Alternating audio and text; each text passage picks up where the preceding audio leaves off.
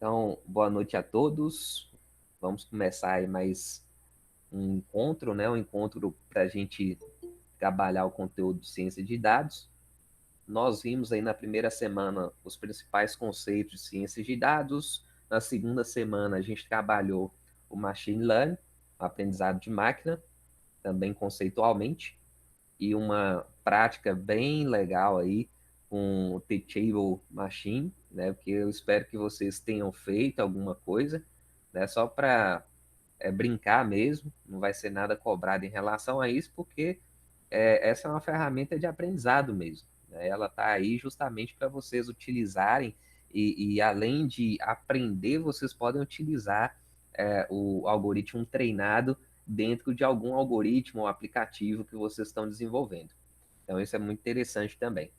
E nós começamos a falar agora sobre as principais bibliotecas que o Python utiliza para análise de dados. Então, essas bibliotecas elas são extremamente importantes dentro da ciência de dados, principalmente pensando que elas são necessárias para a gente fazer aquela parte inicial, que é o quê? A limpeza dos dados, a seleção dos dados, a visualização dos dados que eu preciso para encontrar uma informação que seja útil.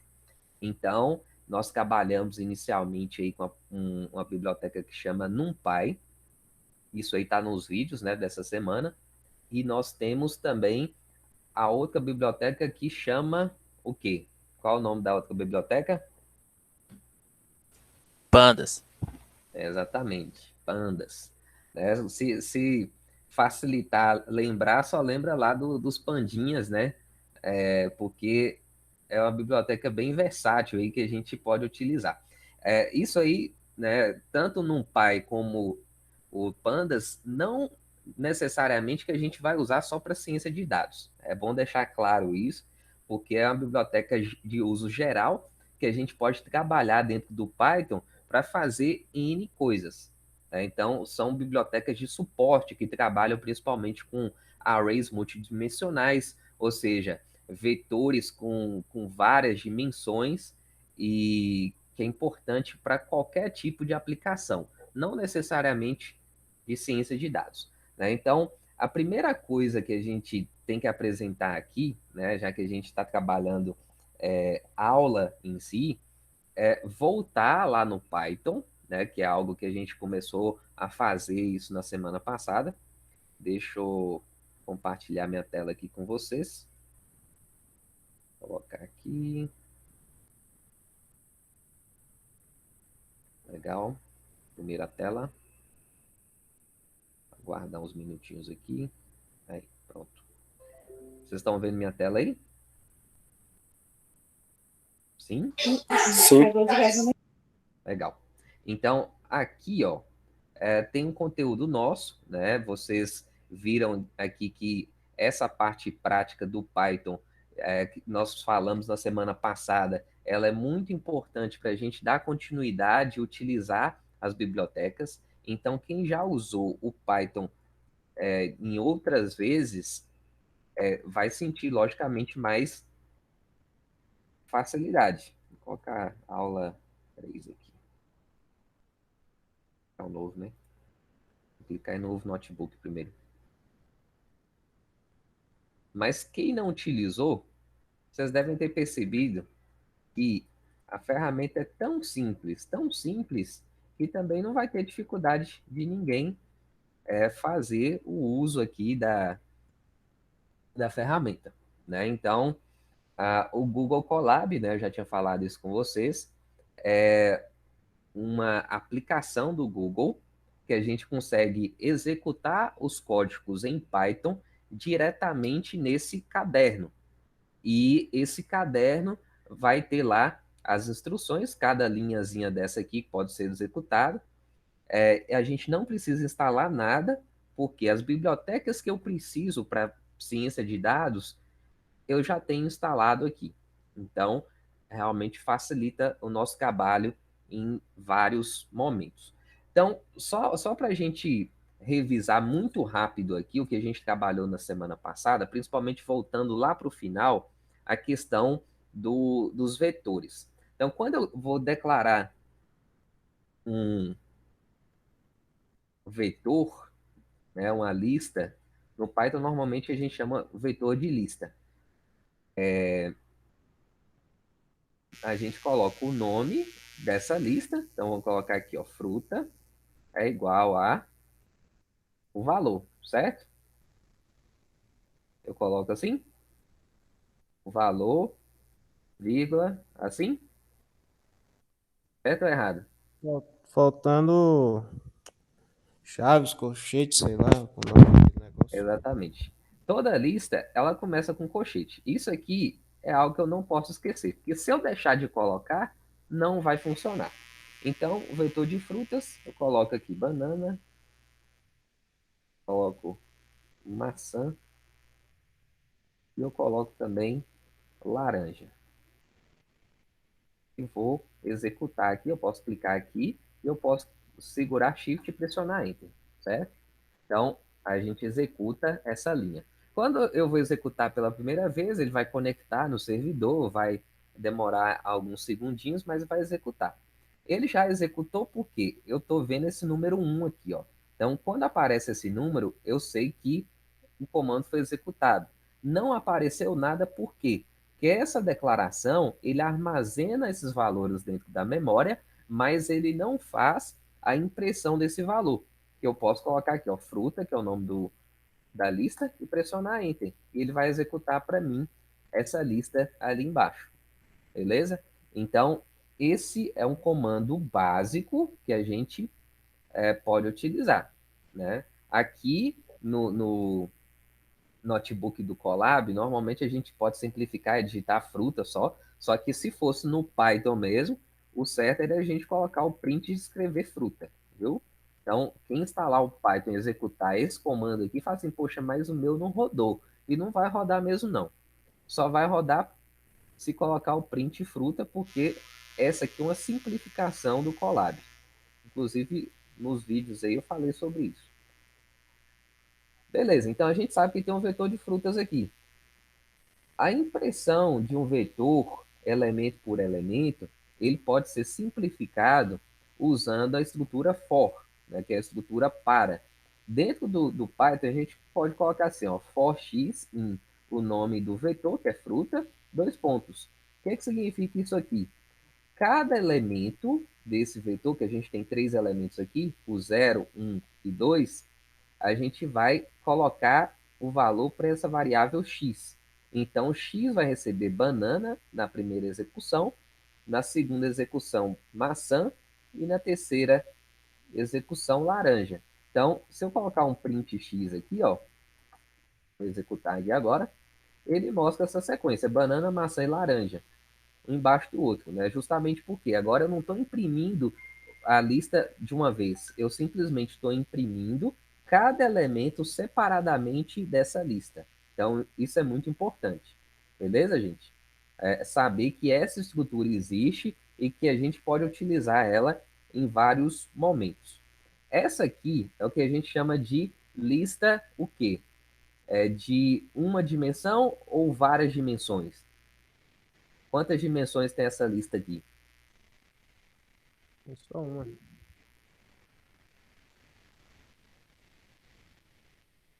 Uma, né? Exatamente, Adam. Uma dimensão. Por que, que a gente tem uma dimensão apenas aqui? Porque a gente só tem o quê? Um índice para representar cada elemento. Então, se eu quiser acessar essa posição aqui, como é que eu pego esse elemento específico? Eu coloco fruta e coloco um. Então aparece aqui maçã, beleza? Então, por quê? Eu estou acessando exatamente essa posição. As listas no Python sempre começa com zero. Então aqui é zero, o primeiro elemento, um, o segundo elemento, e dois, o terceiro elemento. Isso aqui parece que é básico que eu estou falando para vocês, mas vocês vão ver que tem toda a diferença quando eu fizer algumas consultas dentro lá do Pandas, principalmente. Beleza? Então, isso aqui é importantíssimo a gente entender. Outra coisa, até aproveitando que nossa lista aqui está simples, A gente vai imaginar o seguinte, ó, aqui eu tenho a posição 0, beleza? Aqui eu tenho a posição 1 e aqui eu tenho a posição 3. Se eu quiser imprimir todos, todos aqui que estão aqui na frente até essa posição 1, o que que eu faço? Como que eu posso escrever essa consulta aqui entre aspas? Coloca no chat aí, por favor. Deixa eu jogar essa tela para cá porque fica mais fácil que eu enxergo vocês.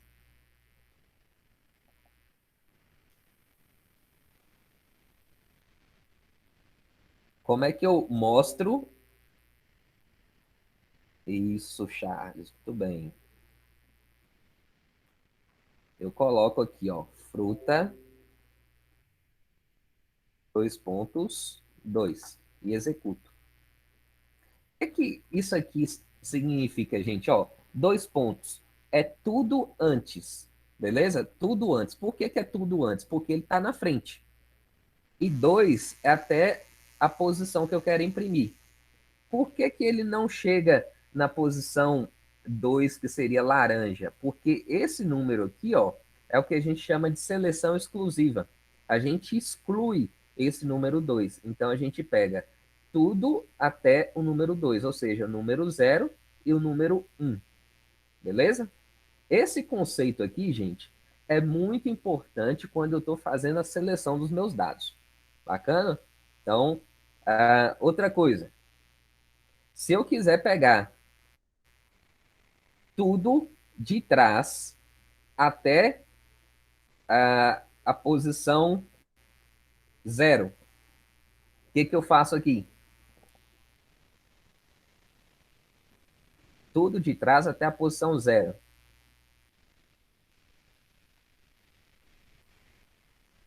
Ou seja, é laranja e maçã, né? Quero imprimir maçã, laranja.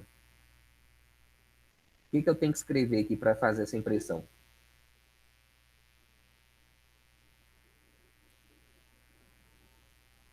Fruta, dois pontos.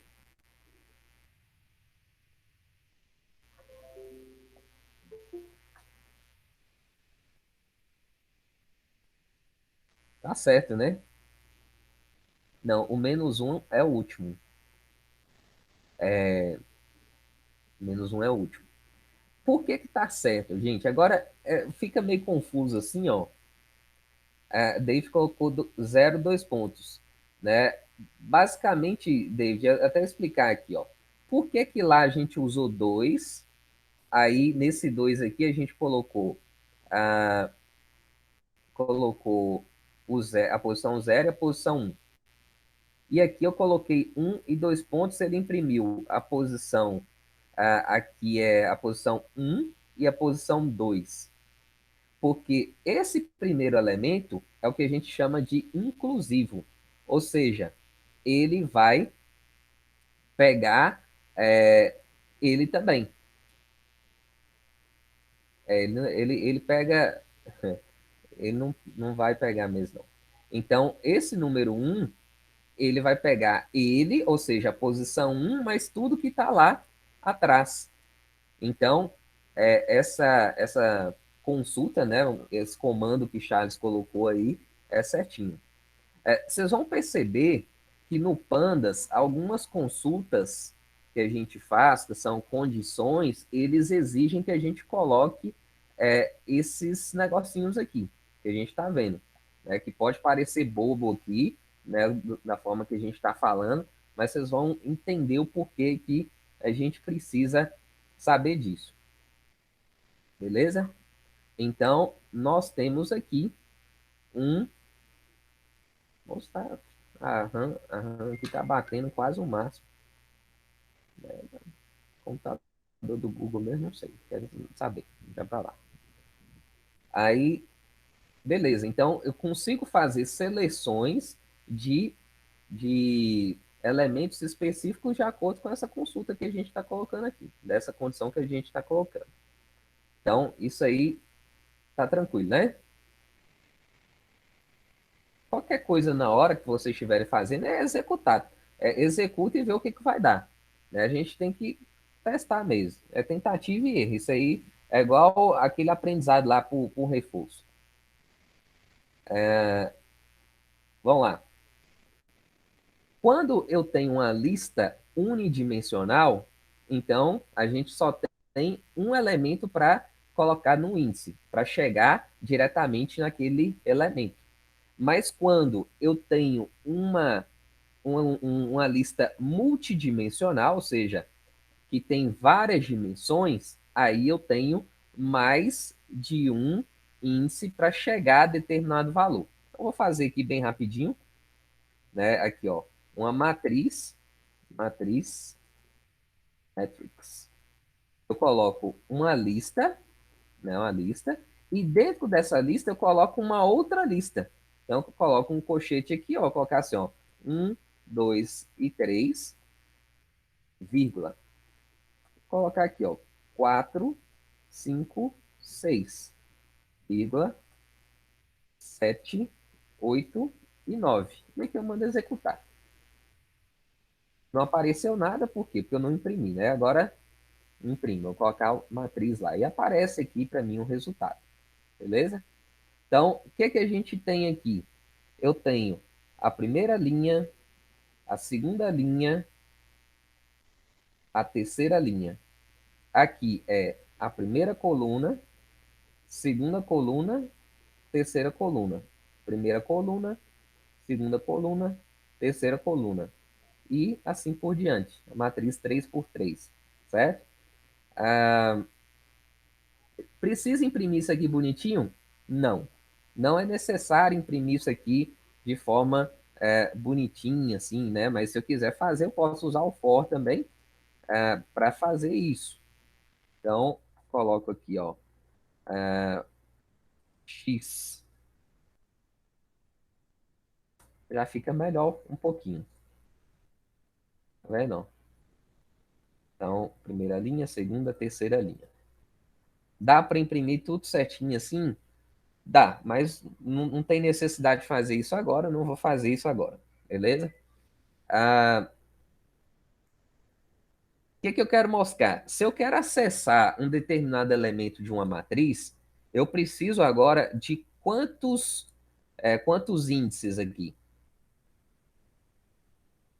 Dois. Muito bem, Charles. Por que dois? Porque nessa matriz eu tenho duas dimensões. Então, eu tenho linha e coluna, certo? Então, se eu quiser acessar, por exemplo, esse, esse elemento aqui, o que é que eu escrevo dentro da impressão aqui para poder fazer a exibição desse valor 2? Eu tenho que escrever o que aí? Matriz 0 e 1. Tudo bem. Então, matriz, colchete 0, colchete 1 e executa. Ele vai mostrar 2. Sempre linha, coluna, certo? Linha e coluna. Ah, é algo fácil de lembrar, né? Mas na hora que vocês forem fazer, é só lembrar, é linha e coluna. Dentro do Python, né, nós vimos aí que tem várias bibliotecas que ajudam a fazer N coisas.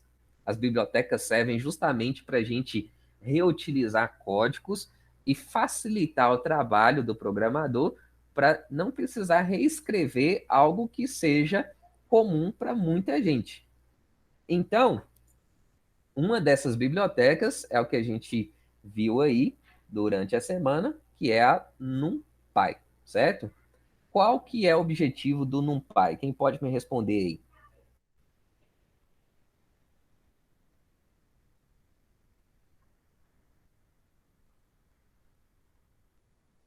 Sem ser Charles, porque ele já está participando bastante. Mas pode participar, viu, Charles? É só para a gente trocar. Aí daqui a pouco você volta de novo.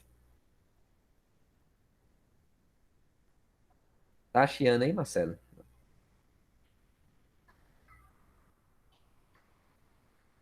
Selecionar, organizar os dados, ou seja, manipular.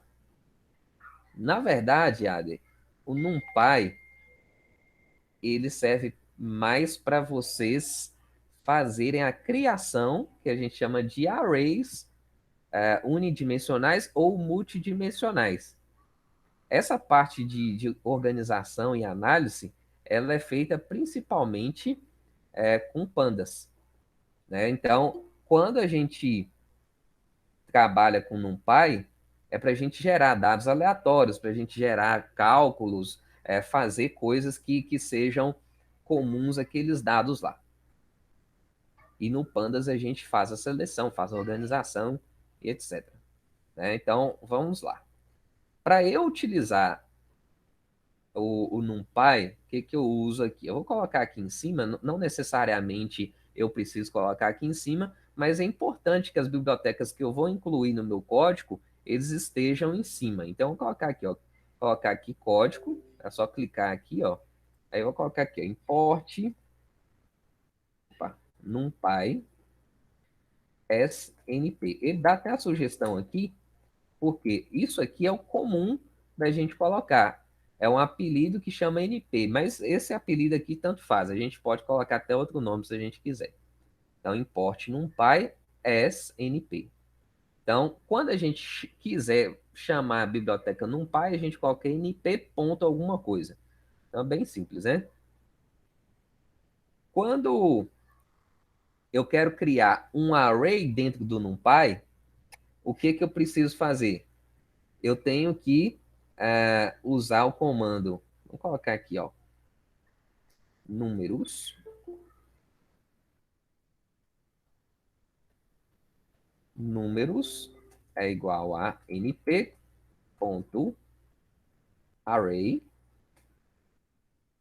E eu coloco aqui, ó, colchetezinho, que é o que? Abrir uma lista, né? Colocar aqui, ó, 1, 2, 3, 4, 5. Boa noite, Wellington. Boa noite, Rivera, que aí chegou agora também. Teve mais alguém que chegou agora, não cheguei a ver, não. Deu um erro aqui. NP não foi definida porque a gente não executou, né? Deixa eu executar ele aqui. Agora sim, ele vai puxar. Eu digitei o comando, mas não executei. Então, agora, boa noite. Agora, eu coloquei aqui, ó, números é igual np.array. Então, a gente cria um array. Esse array aqui é uma estrutura de dados diferente, né? Só que quando a gente vai criar, a gente coloca uma abertura de colchete aqui e adiciona os elementos como se fosse uma lista normal do Python, certo? Então, esse elemento aqui, array, é um elemento adicional, é um elemento incrementado. Tanto é que ele pode fazer várias operações dentro desse conjunto de dados que nós temos aqui, certo? Então, esse array ele tem N coisas além de uma lista comum. A lista comum a gente chama de built-in, né? Um padrão built-in. Tem vários elementos built-in na linguagem. Se eu quiser somar os elementos dentro desse array, qual é o comando que eu uso aqui?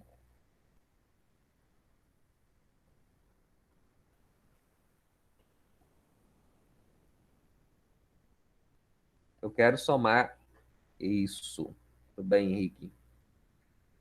Então, a gente coloca aqui, ó, números, que é o nome da variável, ponto sum, abro e fecho parênteses. E pressiono o Enter aqui. Aí ele aparece 15. Então, aqui, ó, 1 mais 2, 3, 3 mais 3, 6, 6 mais 4, 10, 10 mais 5, 15. Beleza? Então, aqui a gente só consegue fazer essa operação porque a gente está usando esse array dentro do NumPy. Se a gente não utiliza o NumPy, a gente não faz esse negócio funcionar. A lista do Python não tem essa soma assim. Outro comando que eu mostrei para vocês era uma soma acumulativa. Como é que funciona a soma acumulativa? Ele pega a lista e vai somando acumulativamente. Então, ele pega assim, ó, 1 mais 2 dá 3. 3 mais 3 dá 6 e vai mostrando a sequência desses elementos. Qual que é o comando que eu uso para mostrar essa soma acumulativa?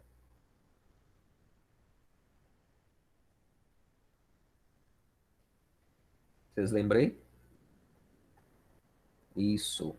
Muito bem. Consul. Meio esquisito, né? É isso aí mesmo. Soma acumulativa. Então, ele mostra aqui, ó, 1, 3, 6, 10 e 15. Beleza? Mostra essa sequência aqui. Outra coisa que nós vimos aí é o quê? Que esse tipo de elemento, ele é um elemento um pouco diferente, né? Então, se eu pegar aqui, por exemplo, eu colocar assim, ó, type, vou pegar o nome dessa variável aqui, essa lista normal de strings que nós usamos, fruta, e vou executar. O que, que ele vai mostrar aqui para gente? Ele mostra list. O que, que é list? É lista dentro do Python, certo? Agora, se eu pego type, escrevo aqui, ó, números, ele vai mostrar aqui para gente, ó, numpy.ndarray, que significa que é o quê? É um array multidimensional no NumPy, certo? Então, é o tipo dessa variável números, né? Ela tem um array. É por isso que a gente pode mostrar aí que é um tipo diferente, certo? A forma de manipular os elementos aqui, ela é exatamente igual a que a gente já está acostumado. Então, assim, igual eu mostrei para vocês aqui, ó, para eu acessar esse primeiro, o segundo elemento desse vetor aqui de fruta, a gente colocou assim, ó, fruta 1. E aqui, se eu quiser mostrar um determinado número, eu posso fazer a mesma coisa. Então, números, colocar aqui, ó, 1. Então, é o segundo elemento, né? Vou executar, ele vai mostrar 2. Né? Por que que é 2? Porque quando eu definir números aqui, o primeiro elemento é 1, o segundo é 2, o terceiro 3, o quarto é 4 e o quinto é 5. Então, aqui funcionando da mesma forma. Da mesma forma, se eu quiser fazer impressão aqui, eu faço, opa, faço do mesmo jeito. Na verdade, não mudou em nada, né? Faço do mesmo jeito aqui. Beleza? Outra coisa, o grande diferencial aqui do NumPy é que a gente gera números. A geração desses números é importante principalmente para a gente fazer treinamentos de machine learning, para a gente fazer simulações, etc. Né? Então, pegando aqui, ó, deixa eu até visualizar o conteúdo aqui que eu tinha passado para vocês, para a gente seguir aqui direitinho. Legal. Quando eu quero criar números aleatórios, por exemplo, eu vou criar lá uma sequência de 10 números inteiros aleatórios, certo? 10 números inteiros aleatórios. Qual que seria o comando que eu colocaria aqui? Isso eu mostrei para vocês também, até conferir aqui para ter certeza. Eu quero gerar 10 números inteiros aleatórios e vamos dizer que ele vai de 1 até 100.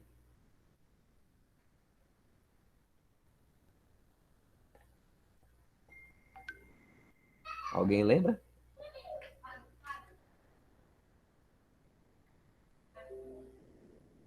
Eu vou criar outra variável, certo? Criar outra variável, não necessariamente tem que ser números. Vou colocar num, né, para simplificar. Vou colocar o quê? Num é igual a np que é numpy, ponto. O quê? Random. Toda vez que eu vou trabalhar com números aleatórios, random, ponto. rand, aí até aparece a sugestão lá, rand int, números inteiros. Aí eu coloco aqui, ó, vou abrir, isso, Cristiano, muito bem. Eu vou abrir o parênteses. Aqui é interessante porque quando eu estou digitando já aparece várias sugestões, então facilita bastante. Qual é o número mínimo? Vamos dizer que seja 1. E qual é o número máximo? Então coloca assim, ó, right 100. Então ele vai de 1 a 100. E com a quantidade de elementos que eu quero gerar, size 10. E mando executar. E essa variável agora, se eu imprimir aqui, ó, ela vai mostrar para mim esses números aleatórios. Beleza? Então isso aqui ajuda bastante. Ah, eu quero saber a soma desses números. Fácil. No 1.sum, aquelas operações que a gente viu lá, a gente pode usar basicamente da mesma forma. Ah, se eu somar os números, dá 15 e 6. Ah, eu posso pegar a média desses números? Qual é a média desse número? Num ponto min. Uau, 50,6. Interessante, né?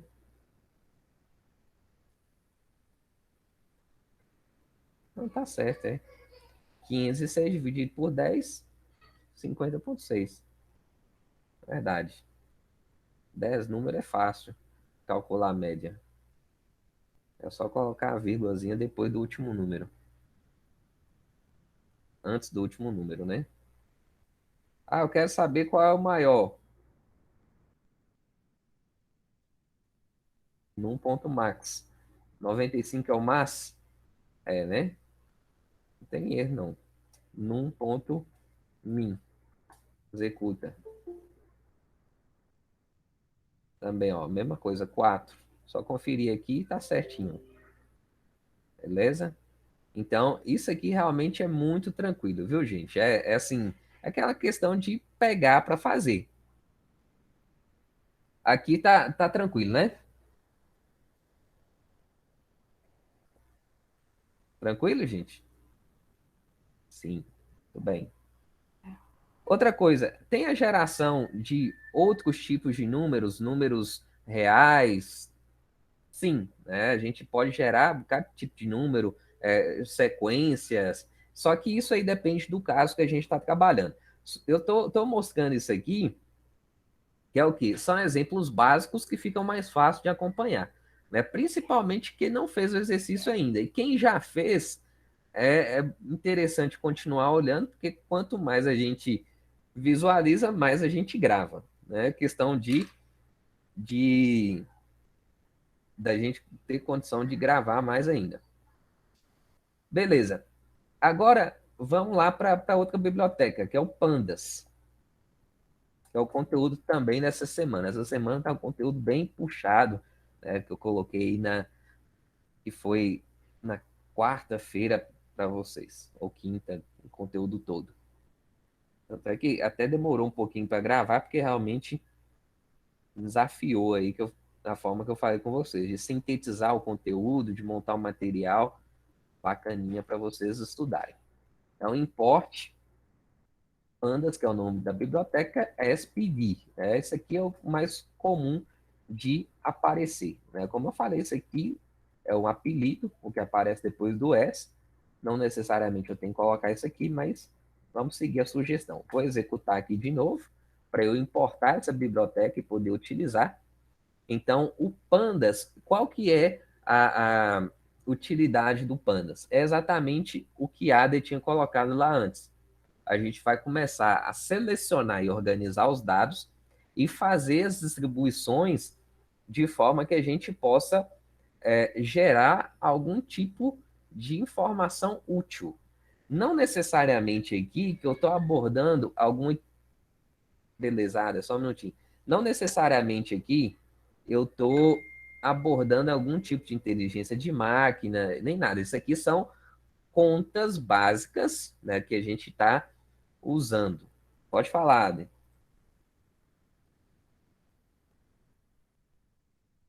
Você clicou errado? Tá testando aí, né? Eu também vi essa mãozinha só hoje. Essa mãozinha eu vi que tem. Eles estão copiando os recursos de outras plataformas, igual essa questão aí da mãozinha. ah, tem outras coisas, igual escrita de quadro. Eles estão aperfeiçoando aí para fazer melhor. Isso. O Teams, como é que chama aquele negócio? É o Zoom. Então a gente importou o Pandas aqui e agora a gente consegue o quê? Fazer seleção de dados, fazer a organização, a análise de dados, que é a ferramenta do Pandas, né? Então, geração de números e cálculos a gente faz com o NumPy, beleza? Agora, dentro do Pandas, nós temos dois tipos de estrutura. Uma estrutura é uma estrutura que a gente chama de array unidimensional, que é que a gente pode chamar de Siri, né? É um Siri em inglês mesmo, então é meio esquisito assim de falar. Siri. E tem o array multidimensional, que a gente chama de data frame. São as duas estruturas principais. O data frame, ele é o mais utilizado justamente porque é o que a gente carrega uma tabela de dados mais próxima do que realmente a gente faz no dia a dia. Então, se eu quero importar um arquivo CSV, um arquivo do Excel, se eu quero pegar algum conjunto de um banco de dados, eu vou ter uma tabela. Eu não vou ter um conjunto de uma dimensão, né? Tanto é que nos exemplos eu coloquei um exemplo só de Siri e não aprofundei muito nele. É justamente por conta disso, porque a gente não tem essa, esse uso tão frequente. Mas vamos lá. Agora a gente vai trabalhar com o data frame, né? O data frame a gente basicamente usa na estrutura do Python que a gente chama de dicionários. Então, um dicionário nada mais é do que um arquivo JSON, né? Um arquivo JSON, ele tem uma anotação que é chave e valor e a gente cria isso para poder fazer esse nosso esse nosso conjunto de dados. Então, como é que eu crio esse dicionário, ou seja, esse arquivo JSON? Eu coloco dados, que é o nome da variável, igual, abro chaves, é importante, ó, chaves, né? Porque se eu colocar colchete aqui vai dar errado agora. Tem que ser chave. Dentro dessa chave, eu vou colocar primeiro uma chave, só que a chave aqui agora é o quê? Por exemplo, vamos colocar. Deixa eu pensar aqui. Hum, colocar a equipe. Vou colocar aqui, ó, resultado. Dois pontos. Resultado, dois pontos. E colocar um colchetezinho. Por que eu coloco um colchete aqui? Porque eu quero colocar vários valores, certo? Então, uh, eu vou colocar vários valores. Esses valores aqui eu posso gerar aleatoriamente. Se eu quiser gerar aleatoriamente, eu posso usar o NumPy para isso. Aí o que eu faço? Eu apago esse colchete e uso assim, ó, uh, np ponto, random. Toda vez que eu for gerar número aleatório, eu vou usar o random. Ponto. Aqui vai ser números reais. Números reais aqui, eu vou usar random, certo? E aqui eu quero, deixa eu ver, random não, é range, né? É range. Eu vou querer quantos valores? Deixa eu ver. Vou colocar 10. 10 valores. Aqui eu vou colocar mês. Mês. Dois pontos. Vou gerar os valores aleatórios também. melhor. Vou colocar de 1 a 10, né?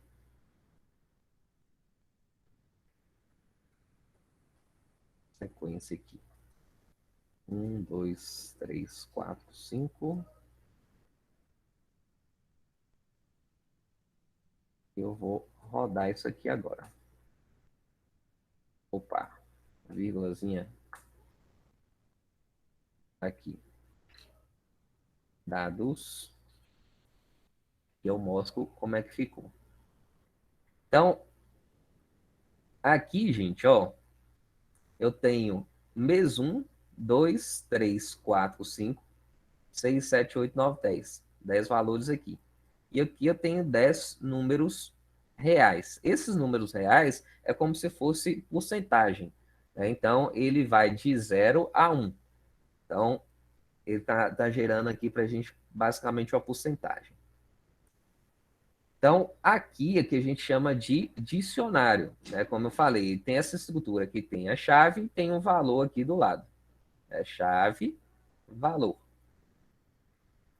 E eu vou criar meu data frame a partir desses dados aqui, ó. Então, eu vou colocar df, isso aqui é comum também da gente escrever, df, justamente porque data frame, né? Então, a gente coloca df, aqui eu vou usar o pandas, então coloca pd, ponto.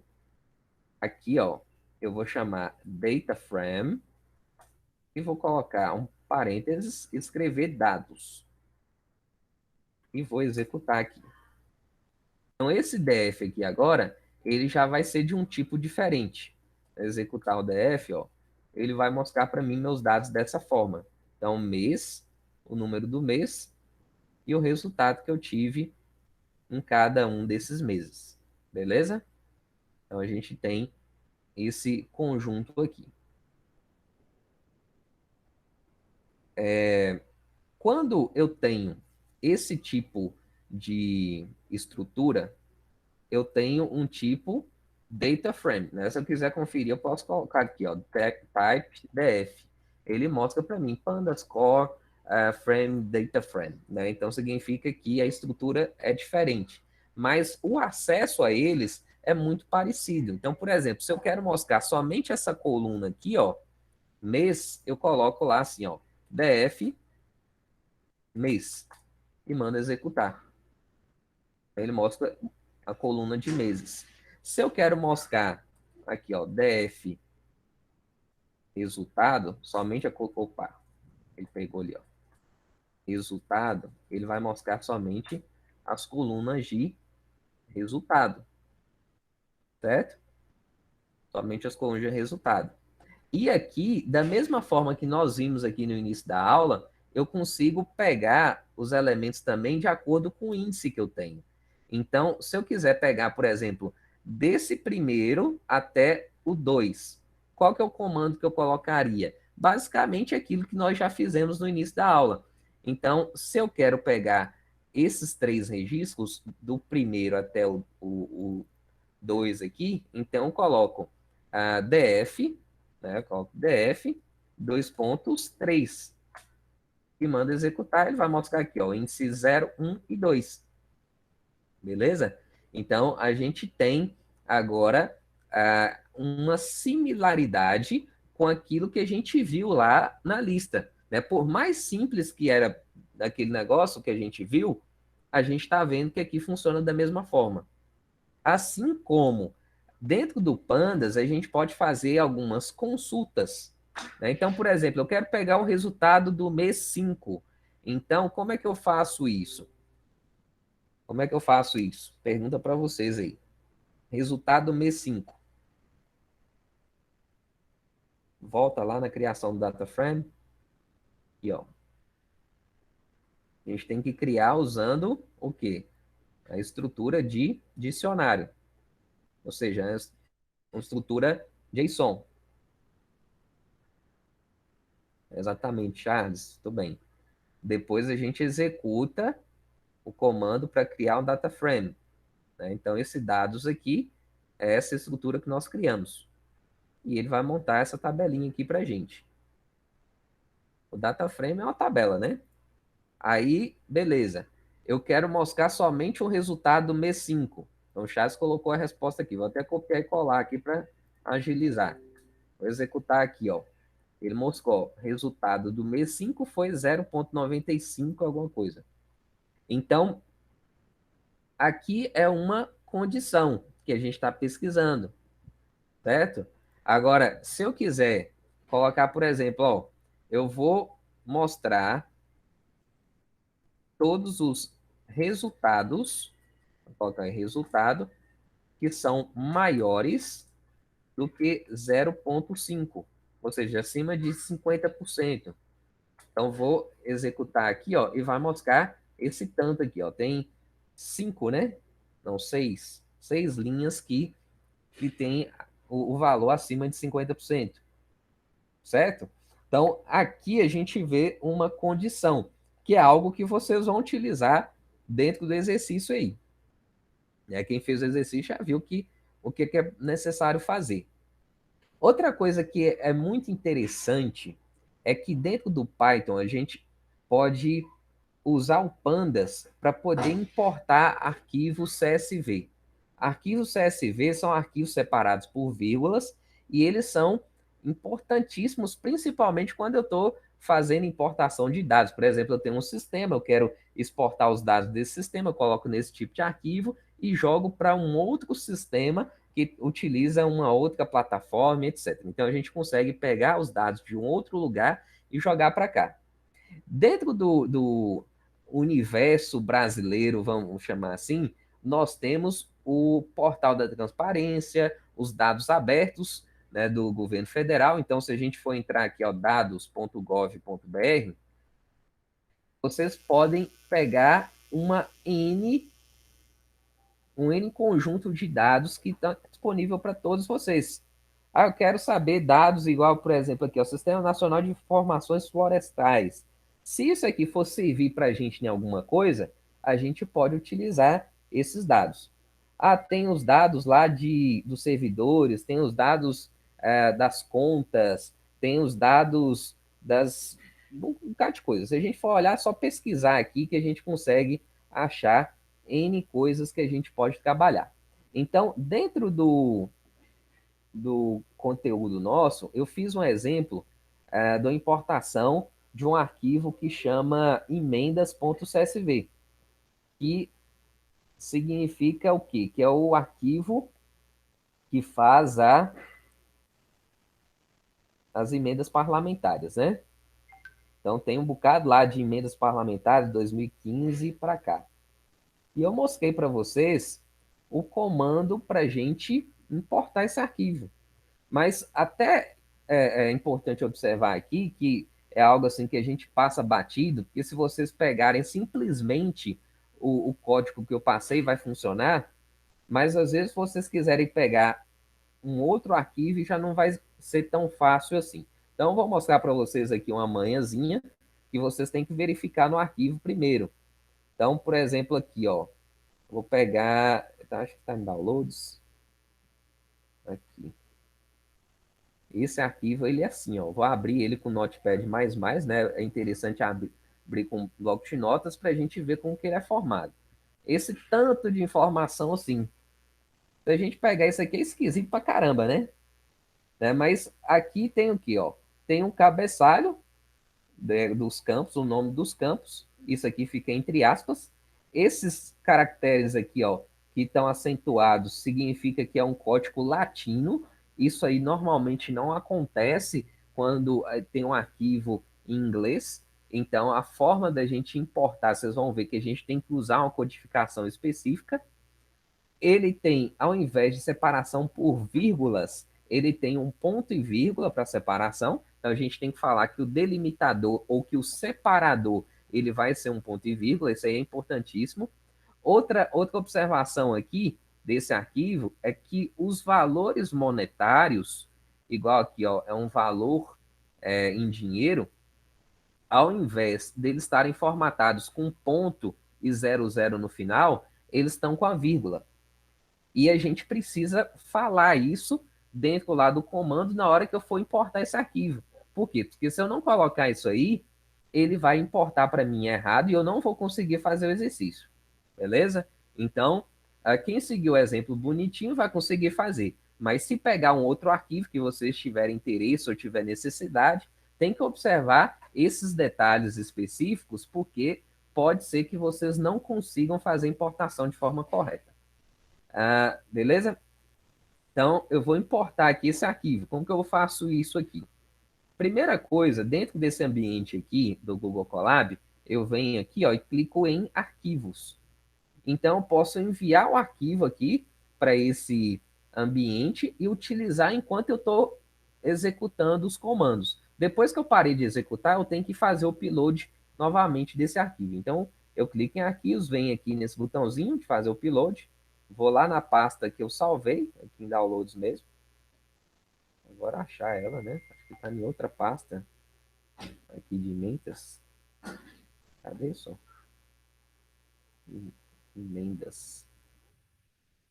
Aqui, emendas parlamentares. Aí eu vou selecionar ele aqui. Aí dá aquela observação que eu falei com vocês. E depois que eu terminei o upload, eu consigo utilizar esse arquivo, mas eu finalizei a execução desse código, eu tenho que importar ele novamente se eu quiser executar os comandos em cima dele. Então, enquanto ele vai fazendo o upload aqui do arquivo, eu vou clicar aqui para a gente recolher. Pera aí, não vou clicar aqui ainda não, porque eu não sei se ele vai continuar o upload, mas deixa aqui, a gente vai digitando aqui. Tem 8 MB, né? Não é tão grande, mas também não carrega assim na hora. Então, vou colocar aqui, ó, DF, né? Data Frame.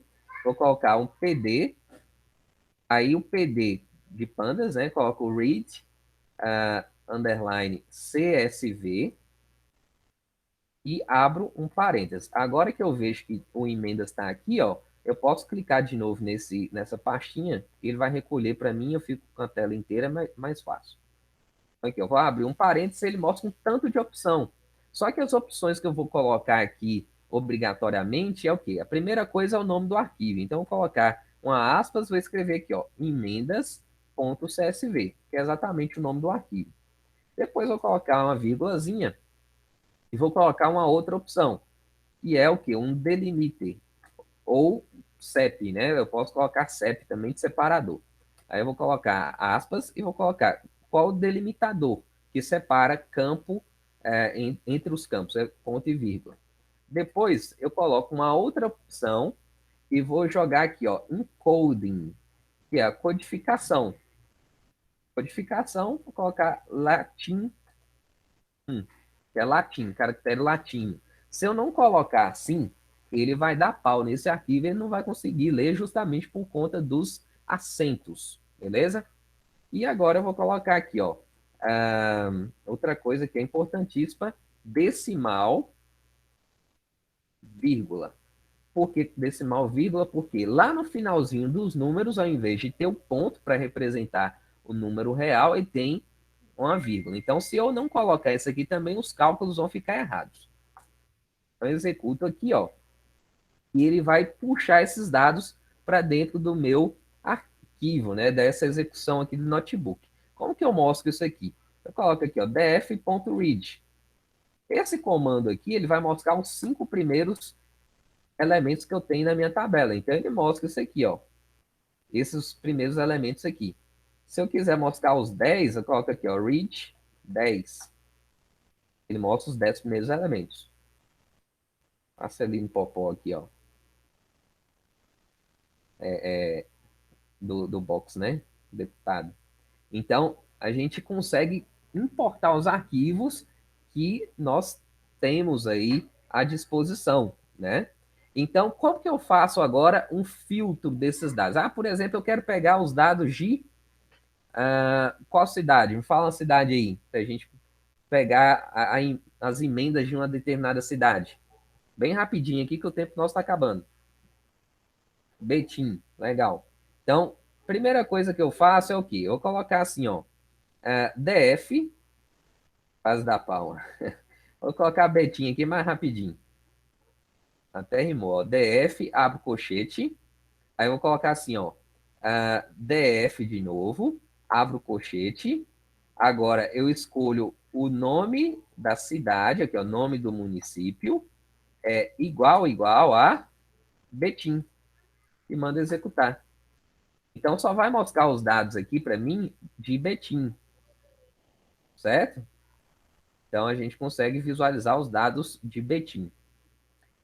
Para facilitar, uma coisa que eu mostrei para vocês lá nos vídeos, eu posso copiar isso aqui, ó, e colocar assim, ó, cidade, a variável nome tanto faz, é igual a esse conjunto que nós colocamos e eu mando executar. E isso aqui vai gravar para mim somente os dados de Betim nessa variável. Então facilita por quê? Porque eu já estou filtrando esses dados. Eu não tenho o Brasil inteiro mais, agora eu só trabalho com Betim.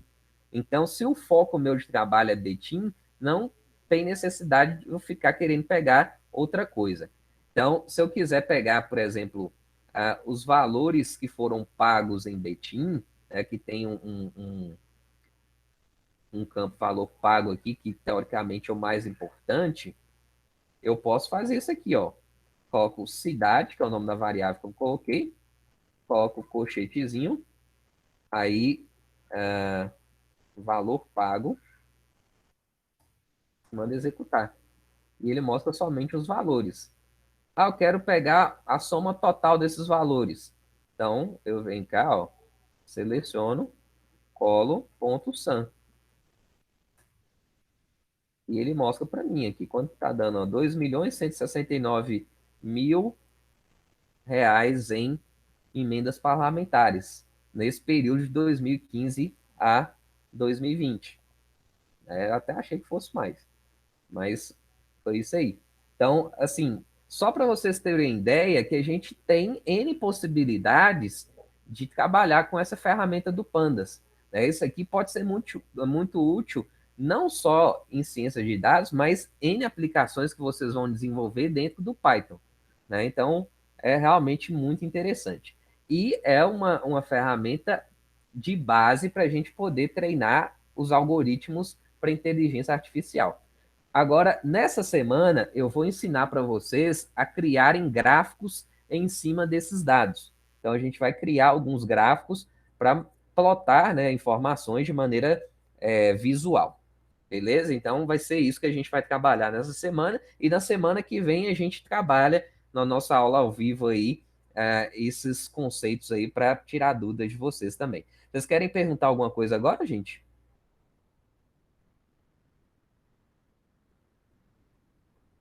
O tempo passa rápido, né? Tá tudo tranquilo, né, Chaz? Você já fez o exercício? Não lembro do seu nome lá? Ah, muito bem. Parabéns.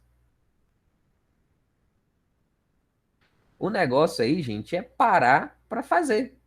Não tem segredo, não. Se seguir o exemplo lá, exercício vocês conseguem fazer. Não é verdade? Quem já fez aí, você pode confirmar. Valeu, Aden. É, cara, é um desafio aí nosso também, viu? De gravar esse conteúdo. Mas tá bom. Fico feliz aí de estar colaborando com vocês. Beleza, gente? Valeu, David. Valeu, Henrique. Então, é isso. O conteúdo nosso, né? Ele é um conteúdo realmente muito extenso. A gente tem que abordar o que é mais importante aqui. E aquela coisa assim, se tiver interesse, continue estudando, porque isso aqui tem uma vasta informação que vocês podem pegar aí. Hoje ainda você acha pouco material na internet disponível assim, né? Foi uma das coisas que eu percebi, mas tem conteúdo de qualidade aí também, beleza? Então, um abração para todos, boa noite aí. Eu fiz o convite para vocês aí para participar lá da live no Instagram na quinta, né? Quem tiver condição de participar e interesse, vai ser bem legal. É um assunto aí que é importante para todo mundo.